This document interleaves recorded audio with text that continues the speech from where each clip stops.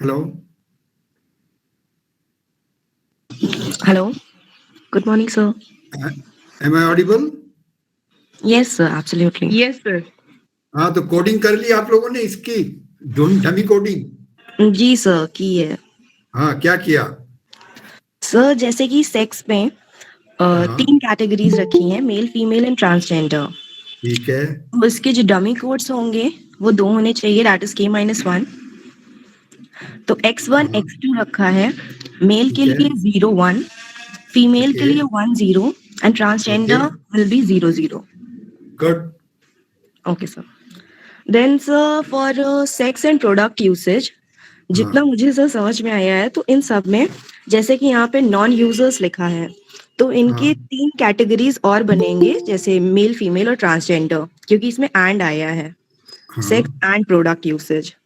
तो good. Sir जैसा कि इसमें कोडिंग ऊपर दी हुई है X1 X2 X3 की 1 0 हम्म, 0, देन सर इसको यहाँ से कंबाइन करके, लाइक हाँ, फॉर मेल इट वाज 0 1, तो यहाँ ओके। पे नॉन यूजर्स हो जाएंगे 1 0 0 0 1। Is it? तो दो कोड तो नहीं आ सकते ना सर 2 एक कोड जगह पे? को कंबाइन की। जी नहीं नहीं, देखिए, दो कोड नहीं आ सकते। तो जी आप देखिए, हमने पहले कहीं पे डिफाइन ये बताया था कि हम रीडिफाइन कर सकते हैं ना वेरिएबल्स। जी सर। हाँ। वेरिएबल्स को रीडिफाइन कर सकते हैं। Yes sir. तो हम कह सकते हैं non user males, non user females. Yes sir. Simple. तो नॉन यूजर तो सर मेल्स का अलग कोड आएगा, नॉन यूजर फीमेल्स का अलग कोड आ जाएगा, ठीक है। फिर से एक उतने ही। हाँ। तो दो। हाँ, तो अब आप देखिए, 4 कैटेगरीज है ना प्रोडक्ट यूजेज राइट की, सर। जी। और 3 कैटेगरीज आपने उसकी ली है जेंडर की। हाँ। तो ये 12 कॉम्बिनेशन हो जाएंगे ना, non user males, right non sir. User हाँ। Females, non user trans. हो गए? जी सर। कितने कोड बनेंगे? 11। 11। 11। लेकिन ये बहुत कम्बरसम हो जाएगा ना। Yes sir. देखिए, आप लोग रिसर्च, तो आपको इसके आगे सोच के मेरे पास आना चाहिए और ये बताना चाहिए कि आप जब रिसर्च करेंगे तो इतने सारे वेरिएबल लेवल्स लेने की जरूरत है क्या। तो आप जब रिसर्च अपनी डिफाइन करेंगे, आप कहेंगे कि आप जो रिसर्च कर रहे हैं वो आप जो इंटरनेट यूजर्स हैं और जेंडर, इस ये ये किस तरह से यूज करते हैं इंटरनेट को, फ्रीक्वेंसी ऑफ यूजेज वगैरह क्या है, ये हम स्टडी करना चाहते हैं, ठीक है। जी तो फिर सर। जरूरी नहीं है कि आप 4 कैटेगरीज लेंगी। आप कहेंगी non users, light users and users, heavy users, या 2 ही कैटेगरी लेंगी, यूजर्स, नॉन यूजर्स, ठीक है। Okay sir. जी। तो आपके पास एक आसान हो जाएगा। फिर आपके पास कितनी कैटेगरीज बनी? जेंडर की मान लीजिए 2 कैटेगरी ली है, बहुत सिंपल, पहले समझने के लिए करते हैं, बाद में आप उनको बढ़ा दीजिए। तो यस जेंडर सर। की आपने जो प्रिवेलेंट हर रिसर्च में मिलती है, मेल फीमेल। ट्रांसजेंडर आपको बहुत कम लोग मिलेंगे, जी। या जो ये है इंटरनेट नॉन यूजर्स, बहुत कम लोग मिलेंगे। बाद में आप इन कैटेगरीज को कंबाइन भी कर सकती हैं। देखिए, रिसर्च में हर वक्त सोचना पड़ता है। आपने जी 200 लोगों पे डेटा कलेक्ट किया और उसमें से 8 लोग आपको मिले नॉन यूजर्स, तो वो कोई कैटेगरी इतनी इंटरेस्टिंग नहीं है आपकी रिसर्च के लिए। जी। तो आप कहेंगे हम नॉन यूजर्स को इस एनालिसिस में नहीं कंसीडर करेंगे, या लाइट यूजर्स और नॉन यूजर्स को कंबाइन कर देंगे। वो जो भी आप रीजन देंगी, लॉजिक देना पड़ेगा उसका, ठीक है। जी सर। आप इस तरह से कैटेगरी थोड़ी कम कर सकती हैं। तो आपके पास आएगा, मान लीजिए यूजर्स एंड नॉन यूजर्स, और वहां आपके पास जेंडर आ गए 2। तो आपके पास क्या हुए? Non user males, non user females, user males, user females. 4 4 level category. 4 आ गए। अब कितने बनेंगे इसके कोड? 3। 3 कोड बनेंगे। और आप यस कोई सर। भी रिसर्च करेंगी तो आप तुरंत ये जवाब दे सकती हैं कि नॉन यूजर मेल्स ज्यादा यूज करते हैं, नॉन यूजर फीमेल्स ज्यादा यूज करती हैं इंटरनेट को, जी। ठीक है ना। Yes sir. तो राइट। आपको ये एनालिसिस आप क्या करना चाहते हैं, इसलिए 2-3 तरीके से आप एनालिसिस करेंगे। एक एनालिसिस अपनी रिसर्च का करेंगे जिसमें केवल इंटरनेट यूजेज के बारे में, एक में केवल जेंडर के बारे में, एक में इनका कंबाइंड के बारे में। जी सर। तो आपका काफी रिसर्च का एक मीनिंगफुल एक फाइंडिंग्स आएंगी, ठीक है। Right sir. Okay. Any other question? चलिए आगे बढ़ते हैं। ये आप थोड़ा किताब भी पढ़ते रहिए, है ना। जी sir. Okay, so we proceed further. Thank you sir. Okay. अब ये तो कर चुके थे हम statistically adjusting data. Scale transformation भी होती है एक। जब हमने स्टैटिस्टिकली एडजस्ट किया था डेटा को तो हमने उसमें ट्रांसफॉर्मेशन की बात करी थी। स्केल ट्रांसफॉर्मेशन होती है। Scale transformation involves a manipulation of scale values to ensure comparability with other scales और otherwise make the data suitable for analysis. मान लीजिए आपने कोई 5 पॉइंट स्केल यूज की है, कोई 8 पॉइंट स्केल यूज की है, तो ये अलग अलग स्केल्स हैं, इनके रेंज अलग अलग आएंगे, मीन अलग अलग आएंगे, तो उनको कैसे कंपेयर करें? तो हम स्केल्स को ट्रांसफॉर्म कर सकते हैं। सबका जीरो एक ही जगह पे ले आएंगे, मीन घटा देंगे सब में से, तो सबका जो जीरो होगा वो स्टार्ट एक ही जगह से होगा। और भी कुछ ट्रांसफॉर्मेशन होती हैं, यहाँ पे मैं उनकी ये ट्रांसलेशन लॉगरिथमिक, स्क्वायर रूट वगैरह होती हैं, उनके बारे में अभी बात नहीं करेंगे। अभी हम स्टैंडर्डाइजेशन की बात करते हैं। तो ये स्टैंडर्डाइजेशन तो आप जानते हैं, किसी भी वेरिएबल वैल्यू का स्टैंडर्ड स्कोर निकालने के लिए उस वैल्यू से मीन को घटा के स्टैंडर्ड डिविएशन से डिवाइड कर देते हैं। तो ये अभी हम जब एनालिसिस करेंगे डेटा, ये फिर क्लियर होगा। तो स्टैंडर्ड स्कोर क्या होता है? स्टैंडर्ड स्कोर होता है ये जो है वेरिएंस करेक्टेड कह सकते हैं, या स्टैंडर्डाइज करते हैं स्टैंडर्ड डिविएशन से, क्योंकि अलग अलग अगर आपके पास वेरिएबल्स हैं, उनकी स्टैंडर्ड डिविएशन या वेरिएंस अलग अलग आएगी, उनके मीन अलग अलग आएंगे। इसलिए अगर हम ये डिविएशन को स्टैंडर्ड स्कोर से डिवाइड कर देंगे तो हमने डेटा को स्टैंडर्डाइज कर दिया। तो स्टैटिस्टिक्स में स्टैंडर्डाइजेशन का मतलब ये है कि हम जेड स्कोर निकाल लेंगे। तो जब एनालिसिस करेंगे ये देखेंगे जेड स्कोर कैसे निकाला जाता है। अब आप एक डेटा एनालिसिस स्ट्रैटेजी अडॉप्ट कर लीजिए। प्रॉब्लम डिफाइन कर दिया आपने, जैसा मैंने अभी एक्सप्लेन किया था कि आपकी प्रॉब्लम डिफाइन, कोई भी एनालिसिस जब तक आपकी प्रॉब्लम प्रॉपरली डिफाइंड नहीं है, हाइपोथेसिस स्टेटेड नहीं है, क्या आप देखना चाहते हैं वो नहीं है स्टेटमेंट, तो एनालिसिस का कोई मीनिंग नहीं है। क्या करें? इसलिए क्या करें? वही करें जो आपकी प्रॉब्लम डिमांड कर रही है, जो आपकी हाइपोथेसिस स्टेट कर रही है, जो आपका रिसर्च डिजाइन ने बताया है। रिसर्च डिजाइन ने बताया कि कोरिलेशनल रिसर्च है तो कोरिलेशन निकालेंगे। रिसर्च डिजाइन ने बताया है कि कॉजेटिव रिसर्च, कॉजेटिव माने कॉजल रिलेशनशिप है, कॉजैलिटी तो स्टैटिस्टिक्स नहीं फाइंड करती है, लेकिन हमने स्टेट किया है कि ये X determines Y, level of education determines income, तो आपने कहा कॉजल रिलेशनशिप है।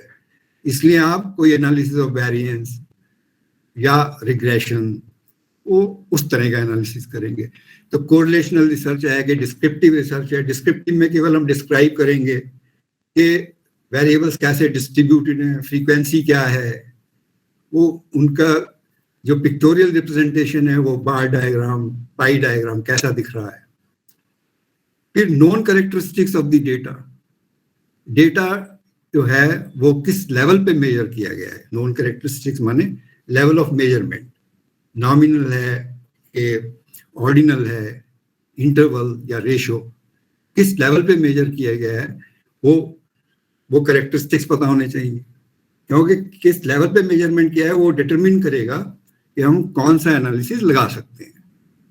फिर प्रॉपर्टीज ऑफ स्टैटिस्टिकल टेक्निक्स, उनकी प्रॉपर्टीज क्या हैं, वो क्या डिटरमिन करेंगे, उनकी असम्पशंस क्या हैं, उनकी असम्पशंस देखनी पड़ेंगी, क्या निकाल सकते हैं वहां से, क्या मीन निकाल सकते हैं। अगर हमारे पास क्वांटिटेटिव मेजर नहीं है तो मीन कैसे निकालेंगे, वो देखना पड़ेगा। Background and philosophy of the researcher, आपकी फिलॉसफी क्या है। जैसे मैंने अभी आपकी इतनी फिलॉसफी बताई कि आपके पास ये वेरिएबल्स हैं, तो जरूरी नहीं है कि आप 4 ही कैटेगरी लेंगे, depending on the data that you have been able to collect. अब अगर पॉपुलेशन में इतने ट्रांसजेंडर्स आपके जो सैम्पलिंग है उसमें है ही नहीं, तो वो कैटेगरी का कोई मीनिंग नहीं है। फिलॉसफी का मतलब यही है कि आप बैकग्राउंड फिलॉसफी दीजिए, उसकी पॉपुलेशन के कैरेक्टरिस्टिक्स कैसे थे, या आपकी रिसर्च की फिलॉसफी क्या है, क्या देखना चाहते हैं आप, फिर डेटा एनालिसिस स्ट्रेटेजी आ जाएगी। तो डेटा एनालिसिस स्ट्रेटेजी में यूनिवेरिएट टेक्निक्स लगा सकते हैं। आपने नाम सुना होगा टी टेस्ट, जेड टेस्ट, इनके बारे में। ये क्लासिफिकेशन है ये टेक्निक्स। मीट्रिक डेटा माने क्वांटिटेटिव डेटा, नॉन मीट्रिक और नॉन न्यूमेरिक डेटा माने क्वालिटेटिव डेटा। ये है आपका नॉमिनल या ऑर्डिनल डेटा, और मीट्रिक डेटा है इंटरवल स्केल या रेशो स्केल।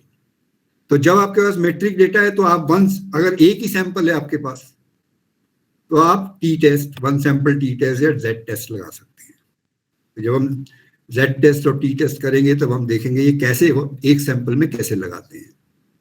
2 और मोर सैंपल्स हैं तो आप उसमें से वो इंडिपेंडेंट वेरिएबल्स भी हो सकते हैं, मतलब उनमें कोई रिलेशनशिप नहीं, या रिलेटिव भी हो सकते हैं। रिलेटिव में जैसे पेयर टी टेस्ट लगाएंगे और इंडिपेंडेंट में 2 ग्रुप टेस्ट लगाएंगे, independent T test, Z test, one way analysis of variance लगाएंगे। तो हम जब हाइपोथेसिस टेस्टिंग करेंगे तो हम ये मोस्टली देखेंगे कि किस तरह से ये टेस्ट लगाए जाते हैं और क्या उनसे कंक्लूजन निकालते हैं और कैसे फॉर्मली उनको अपनी थीसिस में या रिसर्च पेपर में लिखना चाहिए। अच्छा काम करने के बाद भी अगर हम अच्छी तरह उसको नहीं लिख पाएंगे तो उसका कोई मीनिंग नहीं है।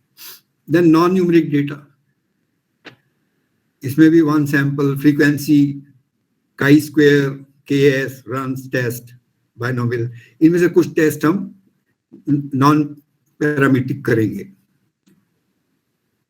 2 और मोर सैंपल्स हो सकते हैं, independent, chi square, Mann Whitney, median, again 2-1 test यहाँ, एक आधा टेस्ट यहाँ से भी करेंगे। Related, sign test, Wilcoxon, McNemar, तो एक आधा समझने के लिए, क्योंकि ये कोर्स तो एक लिमिटेड टाइम में खत्म भी करना है जितना भी कर पाएंगे, और हम वही करेंगे जो हम कर पाएंगे और जो समझ पाएंगे। इसलिए ज़्यादा हम इसको फैलाव नहीं देंगे, सारी चीज़ें नहीं कर सकते हैं। पूरा कोर्स तो एक सेमेस्टर में या में भी नहीं होता है कई बार, लेकिन ये हम लोग करेंगे। तो ये टेस्ट हम देखेंगे, इनमें से कुछ टेस्ट जब डेटा एनालिसिस करेंगे। मल्टीवेरिएट टेस्ट तो आप नहीं कर रहे हैं। मल्टीवेरिएट का मतलब कई वेरिएबल्स हैं आपके। यूनिवेरिएट माने एक वेरिएबल है। जब यहाँ वेरिएबल कहते हैं तो वेरिएबल मैंने डिफाइन किया था, वेरिएबल्स मेजर सम कैरेक्टरिस्टिक। जेंडर जैसे, अगर वो कैरेक्टरिस्टिक प्रेजेंट है उस एंटिटी में तो वो हम मेजर करते हैं, अगर प्रेजेंट नहीं है तो वो वेरिएबल वहाँ यूजलेस है। तो मान लीजिए हम इंडिया में कहेंगे साहब American nationals living in India, तो ठीक है, लेकिन हम कहें पेंगुइन्स को स्टडी करना चाहते हैं, हम पेंगुइन्स इन इंडिया। पेंगुइन्स में फिलोसफिकल या दूसरी सेंस में नहीं कह रहा हूं मैं, I am real animal penguin, तो उनकी स्टडी तो यहाँ पे पॉपुलेशन नहीं है, कैसे मेजर करेंगे। लेकिन अगर हम पेंगुइन वर्ड डिफाइन करें एज ए कंसेप्ट या कंस्ट्रक्ट, तो क्या वो एक पर्सनैलिटी कैरेक्टरिस्टिक हो सकता है? तो आपने उसको as a personality characteristic define किया और लोगों में मेजर कर लिया। तो ये डिपेंड करता है कि आपने कंस्ट्रक्ट कैसा डिफाइन किया है वगैरह वगैरह, और क्या तो हम कोई कंस्ट्रक्ट्स मेजर करते हैं। जो वेरिएबल है वो जब हम कहते हैं कैरेक्टरिस्टिक मेजर कर रहे हैं तो बेसिकली एक थ्योरेटिकल कंस्ट्रक्ट हमने डिफाइन किया, उसको ऑपरेशनलाइज किया, उसके इलस्ट्रेशन दी, एग्जाम्पल्स दिया, और वहां से हमने उस कंसेप्ट को डिफाइन कर दिया। और फिर उसके जो भी कैरेक्टरिस्टिक्स हैं, एलिमेंट्स हैं, मल्टी डायमेंशनल होगा, यूनि डायमेंशनल होगा, वो हम उसके उस तरह से क्वेश्चनर बना के मेजरमेंट ले लिया। तो वो सब आप कर चुके, इसलिए अब हम एनालिसिस पे आ गए हैं।